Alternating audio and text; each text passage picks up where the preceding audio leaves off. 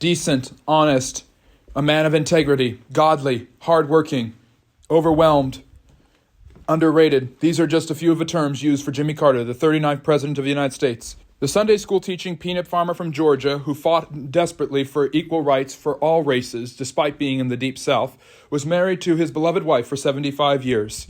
His second greatest love was his country, which he served admirably time and time again, beginning with his naval service in World War II. Carter rose through the ranks of local Democratic politics before being elected governor of Georgia in 1970 and re-elected in 1974. This was a surprise as he stood strongly for civil rights in an era just after the end of segregation. Despite being relatively unknown, Carter's honesty, decency, and transparency as a politician and his appearance as a Washington insider, coupled with being from the South and being for civil rights, made him an admirable target to stand up to Washington insider Gerald Ford, the only man to never be elected vice president or president. Ford had pardoned Nixon for the Watergate scandal, which had tarnished his legacy and reputation. Despite being a decent and hardworking man who, like Carter, believed in the goodness of government, Ford was seen as nothing but corrupt.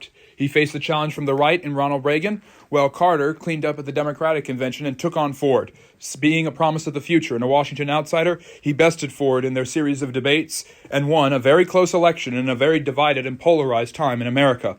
He also won the respect of Ford, who became a dear friend of his as they worked together to make the world a better place to live in. Thus, Jimmy Carter became the 39th President of the United States on January 20th, 1977, the first president from the Deep South since before the Civil War.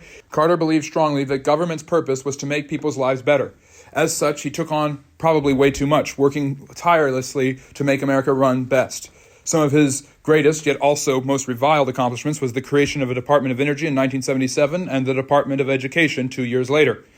However, his best accomplishment, which is universally praised, is the Camp David Accords of 1978 between Menachem Begin of Israel and Anwar Sadat, in which Egypt became the first Muslim-majority country to recognize Israel's right to exist.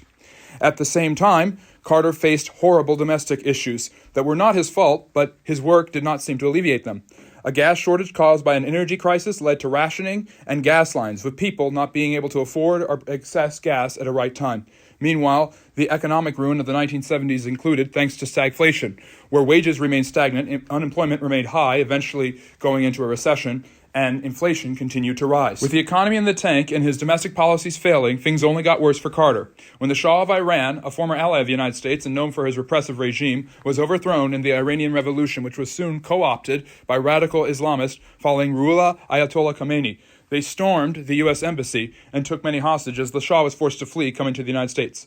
Khomeini preached intolerance of the West, radical Islamism, and the hatred of America and Israel. The Ayatollah breathing out murderous threats, the American hostages became the biggest issue, and Carter's inability to secure their release despite his great negotiation tactics and hard work seemed to cloud his diplomatic and foreign policy achievements.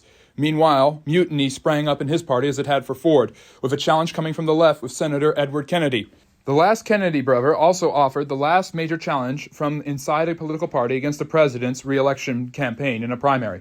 Carter was able to prevail, but the fight was tough and divided the Democrats. Carter then faced the stiffest opposition yet. Ronald Reagan was back. He was smooth, slick, and the great communicator bested Carter at what he was best at, communication, while Carter's technical side and the fact that he was in office led him to getting blamed for the situation and losing in an absolute blowout in November of 1980.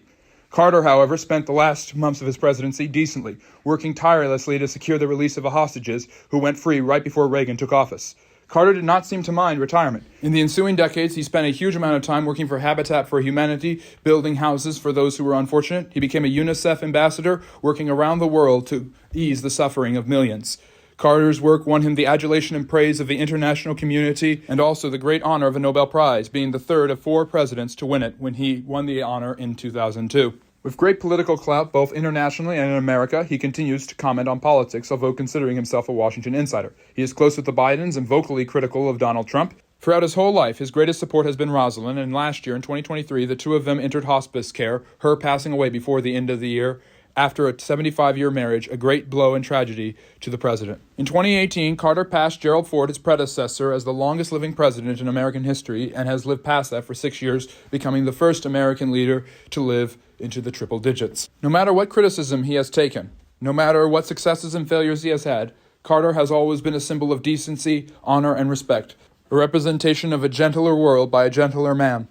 It is right and just that a man who worked for his country so hard in the last century should live for a century himself.